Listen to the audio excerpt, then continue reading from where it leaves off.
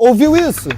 Seu carro pode estar te avisando antes de quebrar de vez. Esses sons não são normais. Ignorar pode sair muito caro. Escutou um som, toque, toque, toque, ao girar o volante? Pode ser junta homocinética. E se quebrar de vez, você perde a tração. Escutou um chiado, ao frear? Provavelmente a pastilha gasta. E freio gasto não avisa duas vezes. Som arranhado de metal seco pode ser disco comido ou alguma peça solta. Perigoso demais rodar assim. Som de escapamento barulhento é escapamento furado ou desconectado. Além do barulho, ainda aumenta o consumo. Escutou um tuque seco ao passar por um obstáculo, é o coxim estourado ou a suspensão comprometida. Além de comprometer o conforto, também compromete a sua segurança. Comenta fechado que eu te envio aqui o passo a passo para comprar um carro com total segurança. Já segue a PT Car e manda esse vídeo para aquele amigo que acha que esse barulho é normal.